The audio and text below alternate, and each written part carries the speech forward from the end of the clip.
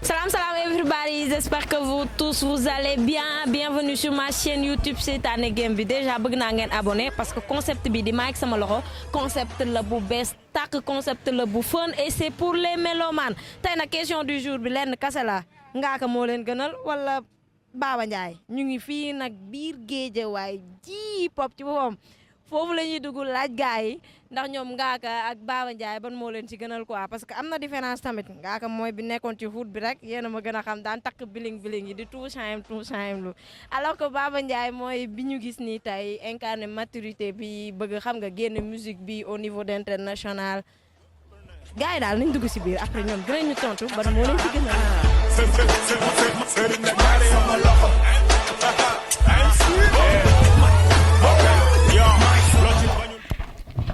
Baba Ndiaye wala Ngaaka Blindé ban moo la si gën a. man. Baba Ndiaye. Baba Ndiaye moo la gën a. waaw lu tax. parce que turam la. waaw. Ngaaka Blindé lu tax gënalu la. parce que ba mu nekkee Ngaaka la doon Ngaaka ba léegi. moo tax Ngaaka gënalu la. mais Baba Ndiaye moo daaku quoi pour man waaw. genre Ngaaka Blindé bu ñu xamoon à la base maam nitu mbedd la woon quoi. Il y avait une réalité saine bi nga xamante ne moom la doon raconter à travers lu mu jotoon a dund à travers lu mu jotoon peut-être rencontrer avec milieu artistique bu mu nekkoon quoi mais par rapport ak ban King Baba par contre li ma gis peut-être d'un côté de point de vue côté musicalité essayer de toucher à plusieurs couleurs par exemple et ça je trouve ça beau mais nous n'empêche que on préfère l'ultime Ngaaka qui est en fait un homme de la banlieue et qui raconte en fait ce qui est maam la vie des jeunes qui sont ici parce que nit ku nekk artiste bu nekk pour man sa vécu bi ngay transmettre aux autres maam day toucher à plusieurs publics donc pour man impact boobu noonu laa gënoon kiffé ci côté Ngaaka Blindé quoi que King Baba. Merci beaucoup. Je vous en prie. Je vous rappelle que ñu ngi ji pop te dafa mel ne Ngaaka fii moom gars yi xam nañ ko min nañ ko wala Kara nu fa demee noonu. eh mais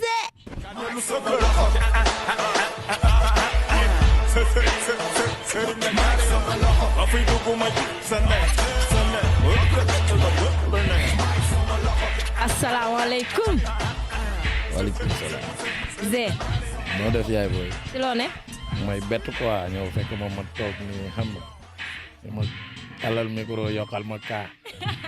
te yow laay kaa. baal tey nag sama question du jour mooy Ngaaka Blindé ak Baba Ndiaye ban moo la ci gënal yow yàgg nga ci game bi xam nga Ngaaka début xam nga ko tey ban moo la ci gënal. ba mais moi je préfère Ngaaka Blindé. lu tax. Bah, le pourquoi c'est parce que Ngaaka Blindé c'était la voix des sans voix. C'était une personne boo xam ne voilà ci underground bi la jógee je suis à J-Pop je salue au passage grand Malal mooy sunu père ñun moom nijaay rek lañ koy woowee fii donc xam nga voilà muy ku baax mais si je dis de Ngaaka Blindé moo ma gënal c'est parce que voilà connaissant la logique du hip-hop waaw le hip-hop dafa di loo xamante ne voilà comme li ñuy wax le micro est sacré dañ la ko joxee voilà toi tu devrais vraiment parler des maux de la société et que voilà na nga xam ni kii mbir la bi la sunu borom jox boo xamante ne voilà bés boo dee tamit dina ko laaj quoi parce que voilà dafa gën a fréquent ci yow moom ngay gën a jokkalante ak nit ñi donc si tu pervertis ou bien voilà tu envisages de donner des leçons aux jeunes yi ñëw quoi donc voilà foofu moo tax ma préféré Ngaaka bi. léegi Baba Ndiaye bi moom la moo la si xaw a déranger ba préféré woo. dara déranger wu ma ci. dama lay jaxasee Ngaaka de. non même pas suma booy la quoi xam nga su ma nee Ngaaka bi moo ma gënal Baba bi il travaille ça fait de l'argent et que voilà mu ngi ci yeneen méthode yoo xamante ne dafa jéggi yeneen méthode yu mu doon tàmbalee def loolu moo tax quoi mais du caagi ne bëgguma way yooyu parce que voilà tey ñun ñëpp ay père de famille lañu boo demee say doom rek ñoo koy déglu donc voilà soo ko bañoon chaque jour di nga ko dégg parce que sa doom bu koy déglu di nga ko bàyyi mu déglu ko parce que voilà génération am la quoi mais ñun suñu génération parce que voilà ñun jamono yi noonu la ak ñeneen parce que voilà sunu âge buñ ko waxee gars yi tamit naan tuuti kii. am na âge bi. waaw loolu la defee mais démb ñu ngi woon fii quoi xam nga ñëpp fekk nañu fi doon. waaw Ngaaka Blindé moo la gën a. waaw na ñëwaat rek nekkaat ci business bi. bëgg nga mu ñëwaat. waaw mais parce que Ngaaka il fait partie des meilleurs rappeurs de sa génération tamit loolu waaw lëg mun nga ko bañal lu ne bu newul gudd noppam ak mën a dawam waaw te Ngaaka c'est un rappeur hors pair loolu moom kenn du ko discuter quoi. ah may la tumaani ne mu yaru. Ngaaka Baba dafa mel ne Ngaaka bi la gars yi gën a bëgg de.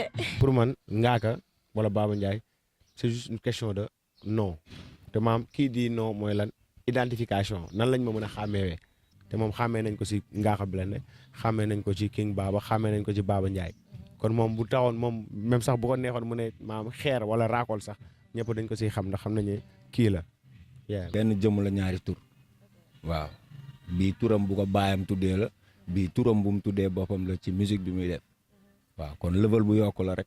non Ngaaka underground moom namu naa ko trop trop Ngaaka bi jaay pare gars yi doon freestyle non Ngaaka boobu namu naa ko Ngaaka boobu moom ñun ñi ko bëgg ñëpp bon on a eu la chance ñun ci loolu lañ ko bëggee ci ay freestyle jaaree ko nag ci jéeba fii ñun ñëpp daanaka man moom fii laa amee chance rencontré ko. man moom Ngaaka underground moo ma gënal quoi waaw Ngaaka Blindé par rapport ak ins bi nii challenge bu muy def nii ak Baba Ndiaye bi nii man Ngaaka Blindé underground moo ma gënoon show parce que si laa ko xamee si laa ko doon toppee ba Gaston Berger c'est ay concert moom ak Kankuran ñu xeex fa ñu tos suñu bopp te xamuñu si man Gaston Berger toj ma sama bopp si concertu Ngaaka Kankuran yéeg ba dóor ba pare Ngaaka war a yéeg après mu ne noo Ngaaka du yéeg xam nga ut ay élément am xam nga gars yi ñëw yàq concert bi toj ay bopp agressé foofu noonu xam nga ñu koy topp di ko topp mais pour l'instant nii nag xam nga ma je suis un hip-hopeur maa ngi focus leneen mais ins bi nii game bi mu jël dëgg la mi ngi ciy réussir mi ngi ciy def ay business am mi ngi koy gis mi ngi ci am ay weccitam xam nga di ci soulager mais man soowuma quoi.